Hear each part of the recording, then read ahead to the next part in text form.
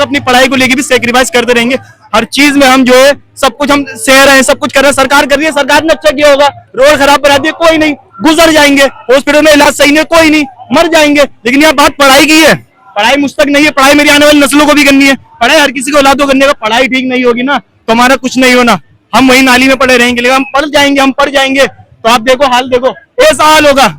जिस दिन हर कोई पढ़ जाएगा ना तो सवाल करेंगे, वो सवाल से सरकार डरती है। मैं 2 दिन पहले भी यहाँ पे आया था जी, इतना भीड़ नहीं थी यहाँ नहीं तो वहीं तक थी तो पब्लिक कम से कम 100-200। सरकार ने क्या किया है, कल जब हमारे सोनम वांगचुक जी को लेके गए तो सरकार को लगा था कि सबके हौसले टूट जाएंगे, सब जो है पीछे हट जाएंगे। लेकिन सरकार को ये नहीं पता था कि उनके जाने से एक क्रांति, एक चिंगारी स्टूडेंट्स में, युवाओं में, हर एक नागरिक में जाग जाएगी। और वो क्रांति ऐसी जागी कि आज देख रहे हैं कि इतनी भीड़, कल रात को 3:30 बजे 4 बजे था तो वहां पे भी हजारों की भीड़ यहाँ पे मौजूद थी।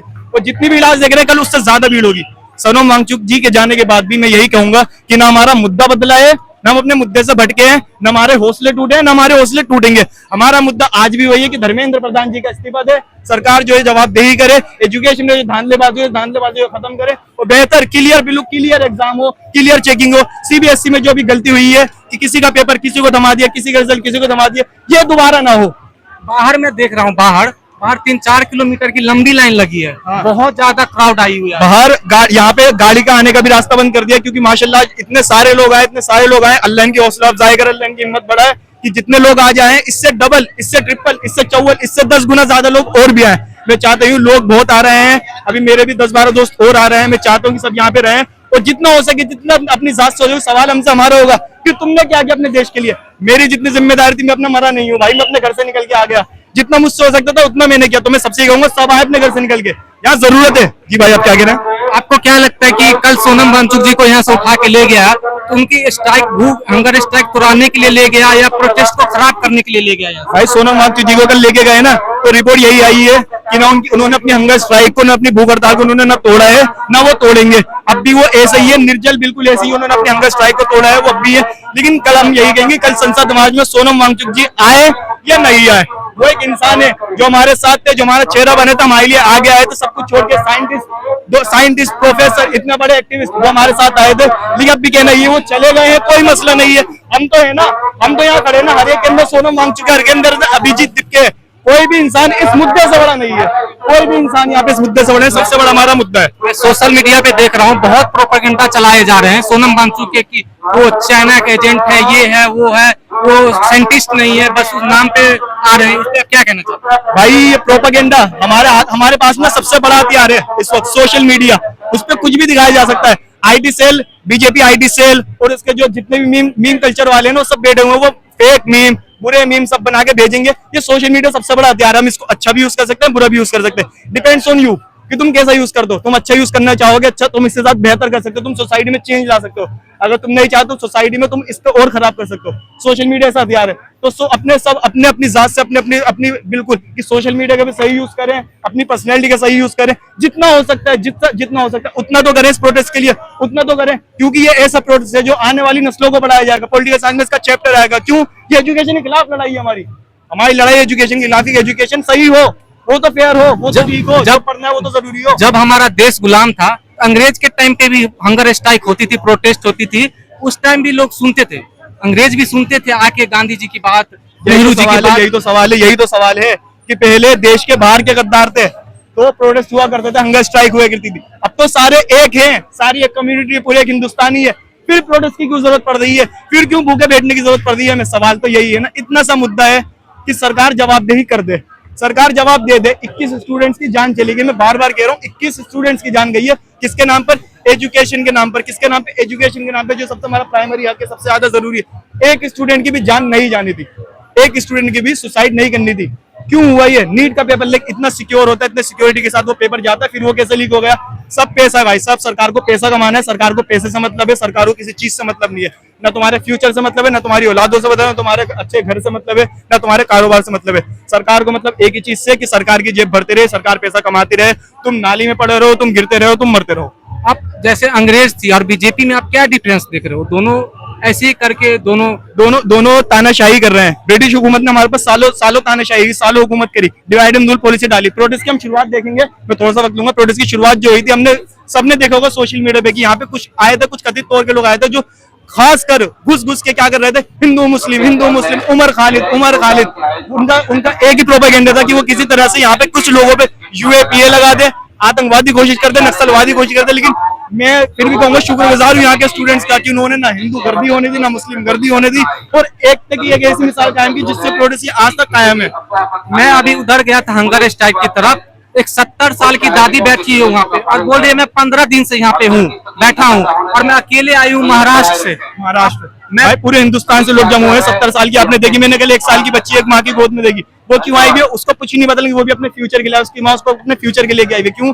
ये मेरी बेटी भी अभी 1 साल की है, लेकिन आगे जाके 10 की होगी, ये 20 की होगी, ये पढ़ेगी। अगर इसको फेयर एजुकेशन नहीं मिलेगी तो क्या होगा? ऐसा ही होगा। इसलिए फेयर एजुकेशन जरूरी है, मस्ट है। लोग आए हुए 70 साल के, 80 साल के, 50 साल के, 65 साल के, हर एज का तबका यहाँ पे आया हुआ, हर उम्र का तबका आया हुआ है। स्टूडेंट्स भी आए हुए हैं, कारोबारी भी आए हुए हैं, रिक्शा चलाने वाले आए हुए भी हैं, इंजीनियर भी आए हुए हैं, हर तरह के आए हुए हैं। मैं खुद अपना काम करता हूँ, मैं भी आया हूँ, मैं कोई स्टूडेंट नहीं हूँ, मैंने पढ़ाई बहुत पहले छोड़ दी, 2019 में मैंने अपनी पढ़ाई पूरी कर ली, लेकिन फिर भी आया हूँ। क्यों? सवाल जो है आने वाले वक्त का है, सवाल फ्यूचर का है। तो ये जो हमारे साथ जो खिलवाड़ हो रहा है, ये खिलवाड़ ना हो और बेहतर सरकार हमारे साथ करे, हमारे सवालों का जवाब दे, हमारे साथ अच्छा सलूक करे। हम कोई आतंकवादी, हम कोई चोर नहीं है, हम कोई क्रिमिनल नहीं है। जो सरकार हमारे साथ ऐसे कर रही है, सोनम वांगचुक जी को ऐसे उठा के लेके गए, हमारा साथ दे सरकार, पुलिस वाले हमारा साथ दे, तो इस प्रोटेस्ट को पीसफुल प्रोटेस्ट बनाए, तो संसद मार्च में हम सबका साथ दे। कुछ न्यूज मीडिया वाले इधर आते हैं, वो दिखाते हैं इसको गलत तरीके से, इस मतलब प्रोटेस्ट को दिखा रहे हैं। प्रोपेगेंडा है सारा कि किसी तरीके से इसमें कुछ नेगेटिव पॉइंट्स ढूंढे जाएं, जिससे इस प्रोटेस्ट को गलत बता के इसको बर्खास्त कर दिया जाए कि ये प्रोटेस्ट जो है पीसफुल प्रोटेस्ट नहीं है, ये प्रोटेस्ट एजुकेशन के लिए नहीं है, प्रोटेस्ट सवाल के लिए नहीं है, ये प्रोटेस्ट रेजिग्नेशन के लिए। इस प्रोटेस्ट को बनाने प्रोटेस्ट धर्म के लिए प्रोटेस्ट है, ये प्रोटेस्ट हिंदुओं के लिए प्रोटेस्ट है, ये प्रोटेस्ट मुसलमानों के लिए प्रोटेस्ट, ये प्रोटेस्ट यूएपीए का प्रोटेस्ट है। ये सारे जो मोदी, जो एंकर, जो न्यूज रिपोर्टर आ रहे हैं, जो अजीब सवाल करते हैं, वो सारे इसीलिए कि प्रोटेस्ट को किसी भी तरह से दूसरी दिशा दी जाए, ताकि इस प्रोटेस्ट का जो मुद्दा है उससे हट जाए और इस प्रोटेस्ट को हम खत्म करें। क्योंकि ये प्रोटेस्ट इतना बड़ा प्रोटेस्ट बन चुका है कि सरकार जवाब नहीं दे, सरकार की नाक में दम हो चुका है। कल हम सबने देख लिया कि सुबह 7 बजे चोरों की तरह आना पड़ा पुलिस को हमारे सोनम वांगचुक जी को उठाने के लिए। ये सरकार ने हमें दिखा दिया कि तुम कुछ नहीं, मैं कुछ नहीं बोलूंगी, मेरी हालत खराब हो चुकी है, सरकार की हालत खराब हो चुकी है इस प्रोटेस्ट से। तो मैं चाहता हूँ प्रोटेस्ट को ऐसे ही बढ़ते रहे, लोग आते रहे, ज्यादा से ज्यादा भीड़ में शामिल होते रहे, बढ़ते रहे। कल संसद मार्च में हमें हिस्ट्री बनानी है कि इतने सारे लोगों को संसद यहाँ से जाना है, कि लोग देखें कि हाँ इतने सारे लोग, इतने सारे युवा अभी भी जिंदा हैं। हाँ मैं अभी जिंदा हूँ, तभी मैं यहाँ आया हूँ। आपको क्या लगता है कि अगर पेपर लीक नहीं होती तो आज ये सीजेपी या इतना बड़ा प्रोटेस्ट यहाँ पे हो पाता? भाई पेपर लीक एक दिशा मिली है हमें, ये प्रोटेस्ट होना था, क्योंकि सरकार के जुल्म, सरकार के बुरे काम बढ़ते ही जा रहे थे, सरकार के धोखेबाजी, सरकार के फ्रॉड, करप्शन। हमें पता नहीं चलता कि रोज 100 करोड़, 200 करोड़, 500 करोड़, 1000 करोड़ का घोटाला हिंदुस्तान में किसी एक न एक कोने में हो जाता है। 150 करोड़ की आबादी, अच्छा खासे लोग रहते हैं, लेकिन 100, 150 करोड़, 200 करोड़ हमें पता नहीं चलता, घोटाला हो जाता है। नीट एक दिशा मिली है, सीबीएसई एक दिशा मिली है, धर्मेंद्र प्रधान एक दिशा मिली है हमें। क्यों? कि हम सरकार से अब जवाब मांगे। अब तक जवाब नहीं मांग रहे थे किसी मुद्दे को लेकर, हम जवाब मांगेंगे।